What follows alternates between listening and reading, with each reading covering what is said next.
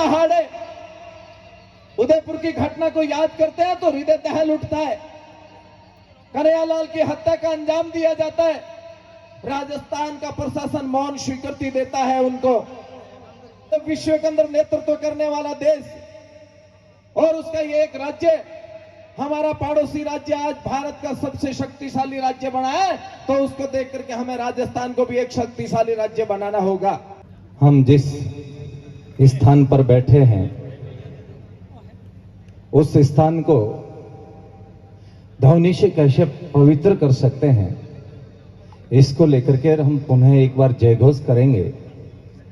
मैं आज हजारों की संख्या में पधारे भारतीय जनता पार्टी के कार्यकर्ताओं से आग्रह करता हूं कि व्यक्ति का जोश और जुनून जब आवश्यकता पड़ती है तब दिखाना चाहिए।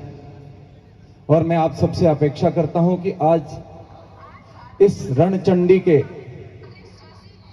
घोर साधना के साथ हम सब मां भारती का जयघोष करेंगे।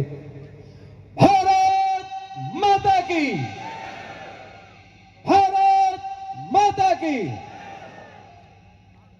राजस्थान की तीसरी परिवर्तन यात्रा समरसता के प्रतीक 36 कौम के आराध्य लोक देवता बाबा रामदेव जी के तीर्थ स्थल रामदेवरा से प्रारंभ हुई है। मित्रों, राजस्थान में इस प्रकार की आवश्यकता क्यों पड़ गई, राजस्थान की ऐसी स्थितियां क्यों पैदा हो गई, राजस्थान के सूरवीरों को जगाने की आवश्यकता क्यों पड़ गई, इन सब बातों की चिंतन करते हुए और चिंता करते हुए राजस्थान के अंदर परिवर्तन यात्रा संकल्प निकाली जा रही है। आप और हम सब भारतीय जनता पार्टी के कार्यकर्ता है और मैं तो कभी कभी खुल करके कहता भी हूं कि हम वो सौभाग्यशाली लोग हैं। कहते हैं कि जिस धरती पर देवता भी जन्म लेने के लिए तरसते हैं, हम सौभाग्यशाली है कि उस धरती पर हमारा जन्म हुआ है। मित्रों, ये भारत की भूमि पुण्य भूमि है, देवताओं की भूमि है और यहां देवता जन्म लेने के लिए तरसते हैं। और यदि कि मातृ स्वरूप में यदि कोई जाना जाता है तो केवल ये भारत की भूमि है, जिसे भारत माता के नाम से भी जाना जाता है। सज्जनों, हम बहुत सौभाग्यशाली है कि इस भारत में हमारा जन्म हुआ और उससे भी सौभाग्यशाली है कि हमारा जन्म राजस्थान में हुआ। कहते हैं कि सर्वाधिक लोक देवता हमारे राजस्थान की धरती पर हुए और कहते हैं कि जब जब भी धर्म की हानि हुई है तब तब किसी न किसी रूप में परमात्मा अवतार लेकर के और हमारे धर्म को बचाने का काम किया है। आज ये भारतीय जनता पार्टी कोई एक सिंबल से चुनाव लड़ रही है और एक सिंबल तक सीमित है, ऐसी बात नहीं है मित्रों। ये भारतीय जनता पार्टी राजस्थान के साथ साथ भारत में एक अवतार का रूप है और भारत माता कहते हैं कि गुलामी की जंजीरों को झेलते हुए और कांग्रेस के दंश को झेलते हुए भारत माता एक राख के ढेरे पर आकर के खड़ी हो गई थी। लेकिन एक चिंता करने वाला व्यक्ति और इस समाज का जन जन हितैषी हर एक परिवार से एक नरेंद्र मोदी बन करके उठा और 2014 के अंदर भारत माता जिस राख के ढेरे पर खड़ी थी उसकी चिंता करते और पुनः विश्व गुरु के सिंहासन पर बिठाने का काम किया है। उसमें आप और हम सबकी अहम भूमिका थी। लेकिन मित्रों, समय धीरे धीरे करवट लेता रहा और राजस्थान की जनता किसी कारणवश थोड़े से पीछे रह गए और वो काल, वो भ्रष्टाचार का समय, वो कुशासन, बहरी और गूंगी सरकार, जहां महिलाओं पर अत्याचार किया जा रहा है, पेपर लीक के सर्वाधिक घोटाले राजस्थान के अंदर हो रहे हैं, भ्रष्टाचार की सबसे बड़ी सरकार राजस्थान की है, कुशासन की सबसे बड़ी सरकार राजस्थान की है और ये राजस्थान की सरकार को उखाड़ करके फेंकने का अब जिम्मा हमारे हाथों पर पुनः लेना होगा। सज्जनों, ये राजस्थान वीरों की धरती है और ये आज कायरों के हाथ में कैसे खड़ी हो चुकी है, इसको लेकर के चिंता करने की आवश्यकता है। ये राजस्थान कभी कभी पूरे भारत तो क्या पूरे विश्व के अंदर नेतृत्व करने वाला देश और उसका ये एक राज्य, हमारा पड़ोसी राज्य आज भारत का सबसे शक्तिशाली राज्य बना है, तो उसको देख करके हमें राजस्थान को भी एक शक्तिशाली राज्य बनाना होगा।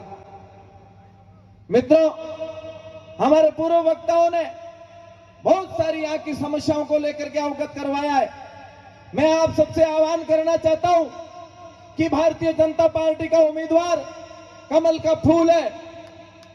आप सबके मन में ये प्रश्न तय हो जाना चाहिए और बात तय हो जानी चाहिए कि हमारा यदि कोई उम्मीदवार है तो भारतीय जनता पार्टी के कमल का फूल है, और कमल का फूल जो भी व्यक्ति लेकर के आएगा हम तन मन धन तीनों से उसके साथ खड़े रहेंगे और भारतीय जनता पार्टी का उस कमल का फूल को जीता करके राजस्थान की असेंबली में बिठाएंगे। इस प्रकार का संकल्प लेकर के हम सबको यहां से जाना है। भाइयों और बहनों, आज जो चुनाव हमारे एकदम सिर के ऊपर आ चुके हैं, और मैं आप सबसे आग्रह करता हूं कि जो हमारा उम्मीदवार है कमल का फूल, और उसको जिताने की जिम्मेदारी हमारी है। भारतीय जनता पार्टी का एक एक कार्यकर्ता बूथ स्तर को कैसे जीत सकते हैं, हमारा बूथ कैसे मजबूत कर सकते हैं, हमारे बूथ को हम कैसे जीतेंगे। आपका बूथ जीता गया तो भारतीय जनता पार्टी का उम्मीदवार स्वतः ही जीत जाएगा। हमारा बूथ हारता है तो हम हारते हैं, या कोई पार्टी नहीं हारती है मित्रों। इसलिए समय रहते हम सबको चेतने की आवश्यकता है। आज राजस्थान की जो पीड़ाएं हमारे सामने गिनाई जा रही है, दिन दहाड़े उदयपुर की घटना को याद करते हैं तो हृदय दहल उठता है। कन्हैयालाल की हत्या का अंजाम दिया जाता है, राजस्थान का प्रशासन मौन स्वीकृति देता है उनको। भीलवाड़ा की घटना को याद करते हैं तो हृदय दहल उठता है, राजस्थान का प्रशासन मौन स्वीकृति देता है। एक शिक्षिका पर जयपुर में किस प्रकार का अत्याचार और अन्याय किया जाता है, हृदय दहल उठता है। मित्रों, इस सब के पीछे कारण क्या है?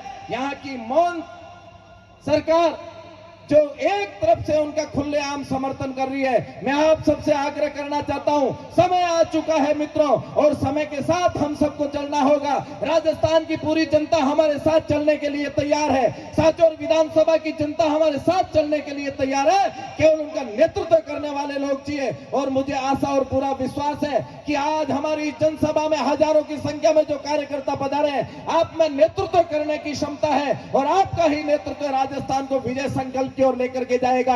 मैं आपको पूरा भरोसा दिलाता हूं, राजस्थान में यदि इस बार हम परिवर्तन कर देते हैं, आने वाले 50 वर्षों तक कांग्रेस कभी वापस नहीं आएगी। मैं आपको इतना विश्वास दिला सकता हूं। लेकिन हम सबको घर से निकलना होगा। मैं कभी कभी उदाहरण देकर के बताता हूं कि जब महाराणा प्रताप गिरी कंदराओं में जाकर के बैठ गए थे, उनकी सैनिक कमजोर पड़ गए थे। लेकिन कहते हैं कि जब महाराणा प्रताप अपने क्षेत्र में रहने वाले आम लोगों के घर पहुंचे और घर जाकर के उनसे निवेदन किया कि एक व्यक्ति को मेरे साथ मेरी सेना में भेज दीजिए। आप कल्पना कर सकते हैं क्या?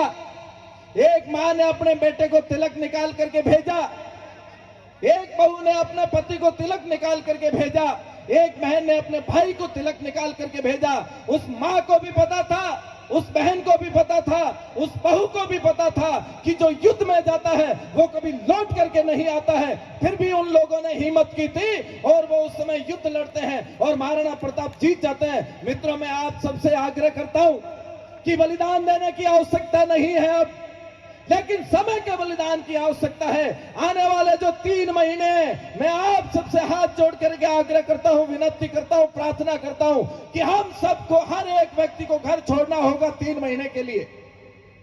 एक एक घर जाएंगे, भारतीय जनता पार्टी के कमल के फूल को लेकर के जाएंगे। एक एक व्यक्ति के पास बैठ करके भारतीय जनता पार्टी के बारे में उसको बताएंगे और कहेंगे कि राजस्थान और भारत को सुरक्षित रखना है तो कमल के फूल को खिलाना होगा।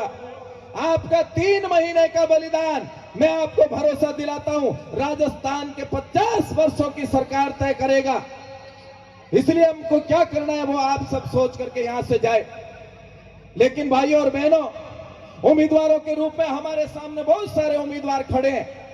आप चिंता मत करना, सारे उम्मीदवार हमारे हैं। और मैं तो खुल करके कहता हूं कि जहां से उम्मीदवारी लोग नहीं करते हैं, इसका मतलब वहां नेतृत्व को स्वीकार करने वाले लोग नहीं हैं। यहां तो 11 उम्मीदवार है, इससे बढ़ करके हमारे लिए खुशी की क्या बात होगी। इसलिए जो कमल का फूल लेकर के आएंगे, हम तन मन धन से उनके साथ रहेंगे और भारतीय जनता पार्टी के कमल को फूल को जीता करके यहां से भेजेंगे। ऐसी आशा और अपेक्षा लेकर के मैं मेरी बात को विराम देता हूं।